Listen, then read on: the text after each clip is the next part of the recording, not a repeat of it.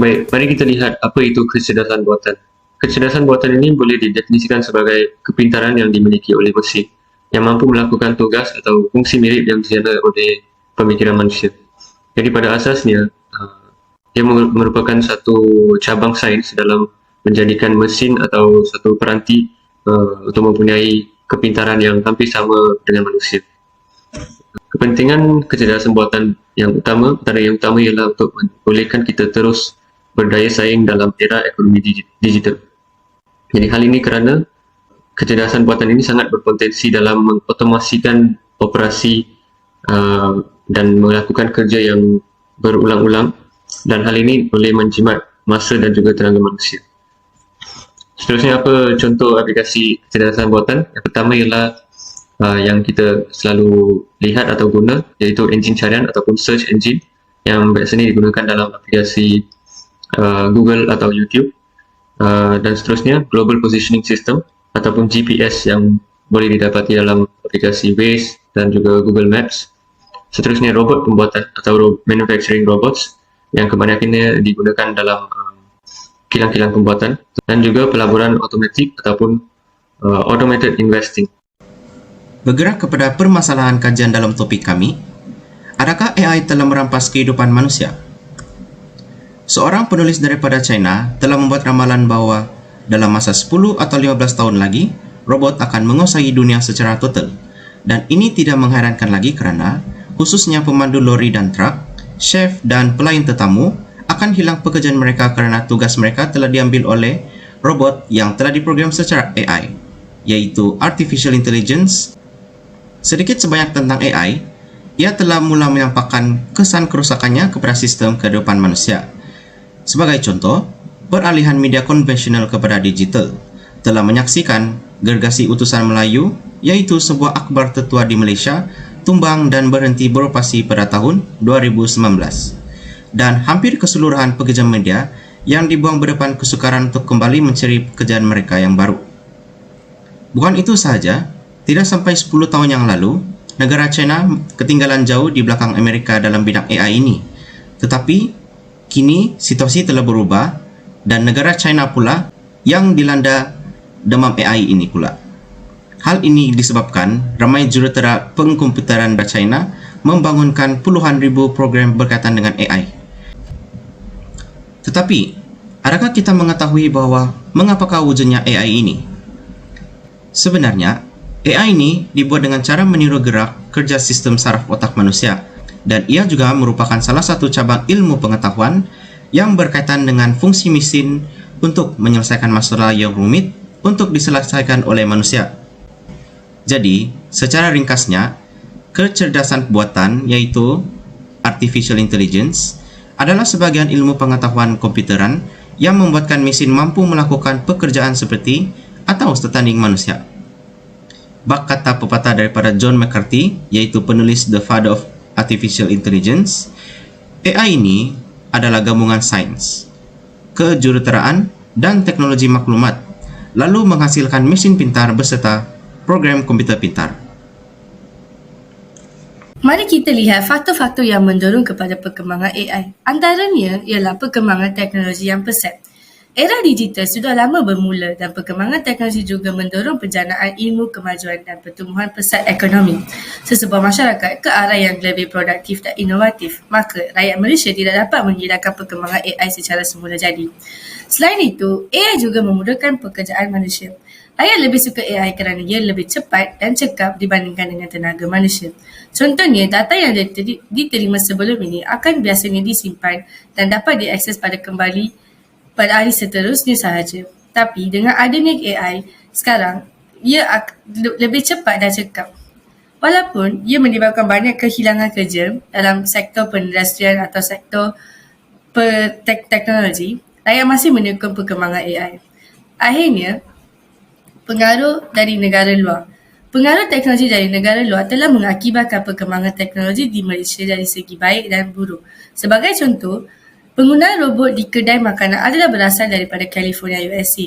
Maka, ini adalah faktor-faktor utama yang mendorong kepada perkembangan AI. Kecerdasan buatan ini mempunyai banyak berkaitan dengan ekosistem pemikiran sains dan teknologi. Yang pertama ialah hubungannya dengan manusia. Jadi kecerdasan buatan boleh memberi banyak faedah kepada manusia dalam kehidupan harian kita ataupun dalam melakukan kerja-kerja pejabat dan sebagainya. Jadi satu contoh ialah aplikasi chatbot yang digunakan dalam pelbagai syarikat hari ini. Chatbot merupakan satu teknologi yang digunakan oleh syarikat-syarikat untuk berkomunikasi bersama pelanggan-pelanggan mereka dalam laman web mereka. Boleh mengurangkan ralat yang mungkin dilakukan oleh manusia dan seterusnya meningkatkan ketepatan dalam sesuatu kerja tersebut. Seterusnya, hubungan kecerdasan buatan dengan agama.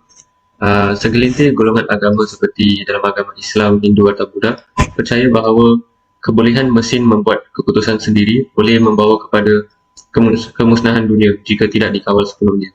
Jadi salah satu masalah ialah isu yang sedang kita bicarakan sekarang, iaitu kekurangan pekerjaan. Namun begitu, terdapat juga kebaikan yang boleh diberikan oleh AI dalam aspek agama. Jadi contohnya ialah aplikasi-aplikasi yang boleh didapati di Google Play Store ataupun App Store yang boleh membantu kita mengikuti rutin keagamaan dengan betul. Seterusnya, dari segi sistem nilai dan etika, terdapat nilai-nilai yang harus dipatuhi semasa mencipta ataupun menggunakan teknologi AI ini. Antaranya ialah nilai amanah dan bertanggungjawab. Jadi terdapat kod-kod etika, beberapa kod etika AI yang perlu dipatuhi oleh semua aplikasi dan projek AI. Dan antaranya ialah suatu sistem AI haruslah inklusif, boleh dijelaskan, mempunyai tujuan positif dan menggunakan data dengan bertanggungjawab.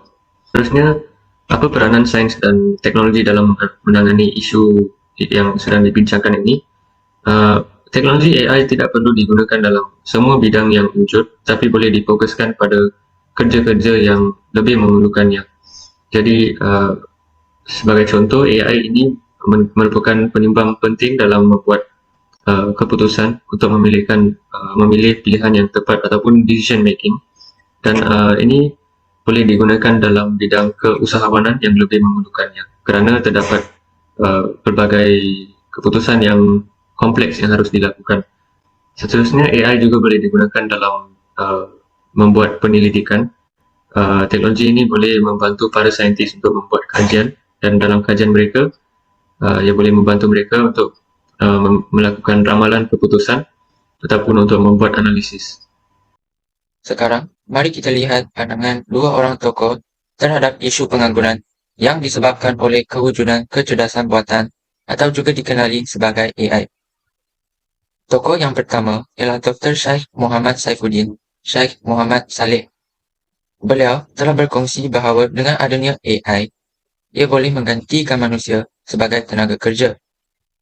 Selain itu, perkembangan AI juga mendesak manusia supaya melengkapkan diri dengan kemahiran baharu dalam bidang masing-masing, seperti pengetahuan asas mengendalikan IT. Di samping itu, beliau juga mengatakan bahawa AI telah mengubah cara bekerja manusia, di mana kerja-kerja fizikal dapat dilakukan oleh mesin yang dikawal oleh AI. Tempoh masa bekerja manusia juga boleh dipendekkan dengan adanya bantuan AI. Tokoh yang kedua ialah Sir Rory Cellan-Jones. Beliau telah mengemukakan beberapa ramalan tentang isu pengangguran ini. Beliau berkata bahawa semua sektor ekonomi berkemungkinan digantikan oleh AI. Akan tetapi, beliau yakin bahawa AI dapat meningkatkan produktiviti dan sekaligus meningkatkan pertumbuhan ekonomi secara keseluruhannya. Penglibatan AI dalam sektor-sektor ekonomi akan menyebabkan wujudnya peluang pekerjaan baharu kepada manusia, seperti technician yang memastikan sistem kecerdasan buatan berfungsi secara lancar. Sekarang kita akan pergi kepada kesan kepada individu, keluarga, masyarakat dan negara. Okey, yang pertama, seperti yang kita tahu, AI ini akan menyebabkan kurangnya real life work experience, yang mana kita tidak perlu lagi ke pejabat untuk melakukan kerja, tetapi hanya berada di rumah atau di mana-mana sahaja dengan menggunakan komputer atau alat peranti, seperti ketika COVID-19 yang mana kita hanya work from home, hanya kerja dari rumah. And then Seterusnya kita pergi kepada peningkatan kos sara hidup. Seperti yang kita tahu, apa-apa yang berkaitan dengan teknologi mesti kosnya tinggi. Dan sudah tentu teknologi dan AI memerlukan internet untuk berfungsi dan sudah pasti ia akan meningkatkan kos sara hidup masyarakat tentunya. Yang ketiga, kita pergi kepada masyarakat terdedah kepada ancaman, yang mana ancaman ini kerana masyarakat itu sendiri yang melakukan perkongsian data di internet. Contohnya masyarakat menggunakan Facebook, Instagram dan sebagainya dan meletakkan data pribadi mereka di dalam aplikasi tersebut. Ini menyebabkan data mereka mudah untuk hilang dan dikodam. Okey, yang seterusnya, rakyat akan hilangnya pekerjaan. Yang mana kita tahu AI sudah pun menguasai banyak aplikasi dalam web kegemaran manusia. Dan kini AI mampu memandu kereta, menguruskan portfolio, menguruskan pembelian seharian sehingga menyebabkan manusia itu sendiri hilang pekerjaan. Kerana semuanya dapat dilakukan dengan hanya menggunakan AI. Okey, akhir sekali kemusnahan sejagat. Contohnya jika berlaku peperangan, tentera tidak perlu dihantar tetapi teknologi ketenteraan yang dihantar di medan perang. Dan ini akan menyebabkan kesan yang lebih besar dan dahsyat. Saya rasa itu sahaja daripada saya. Terima kasih. Apakah cadangan untuk menangani isu tentang AI mengambil alih pekerjaan manusia? Yang pertama, sistem pendidikan perlulah ditingkatkan. Dengan ini, wujudnya kerja-kerja yang berkemahiran tinggi. Oleh itu, kita boleh memberi AI pekerjaan yang tidak memerlukan skillset yang tinggi. Selain daripada itu, universiti perlu juga menyediakan kursus tentang AI. Hal ini adalah untuk melahirkan golongan yang pandai untuk mengurus AI sama ada dalam segi penjagaan atau pembaikan. Institusi pengajian juga haruslah menetapkan unsur soft skill dalam pembelajaran. Hal ini kerana soft skill ini dapat membezakan antara pekerja biasa dan pekerja yang bagus. Hal ini kerana ia dapat meningkatkan kemahiran seseorang dalam berfikiran aras tinggi supaya dapat menyiapkan tugas dengan lebih efisien. Aspek ini sangatlah penting yang tiada dalam AI. Ini membuktikan bahawa manusia jauh lebih layak untuk membuat keputusan. Oleh itu, ia dapat menambahkan peluang pekerjaan. Sebagai contoh, AI memerlukan penjagaan dan pembaikan jika terdapat masalah. Manusia diperlukan untuk membaiki dan menjaga keadaan AI agar ia sentiasa dalam keadaan yang baik. Dengan kursus AI yang diterapkan oleh universiti, peluang pekerjaan dapat ditingkatkan. Baiklah, mari kita lihat rumus dan perbincangan topik kita pada hari ini. Tidak boleh dinafikan bahawa kecerdasan buatan merupakan sebahagian besar kehidupan manusia pada era ini. Hal ini kerana perkembangan yang pesat di sektor sains dan teknologi dan kebaikan ia membawa untuk memudahkan kehidupan manusia, seperti yang dibincangkan dalam faktor pengembangan kecerdasan buatan pada era ini. Namun, perkembangan ini juga telah mewujudkan permasalahan yang amat ketara dalam kehidupan rakyat dengan mengambil alih tenaga kerja. Perkara ini menyebabkan pengangguran di kalangan rakyat yang tidak mempunyai kemahiran dalam bidang sains dan teknologi. Malah, oleh kerana kecerdasan buatan, munculnya lebih banyak peluang pekerjaan dalam bidang sains dan teknologi pula. Oleh itu, rakyat haruslah memperoleh kemahiran kecerdasan buatan serta mengintegrasikannya dengan kemahiran rakyat yang sedia ada untuk bersaing dan bertahan pada era ini. Justru, penglibatan dan kerjasama dari pelbagai pihak amat diperlukan untuk mengawal, sedia dan menangani isu-isu yang timbul hasil penggunaan kecerdasan buatan dalam kehidupan manusia. Inilah merupakan senarai rujukan yang telah kami menggunakan untuk mewujudkan pembentangan kita pada hari ini. Itu sahaja daripada kami. Sekian, terima kasih.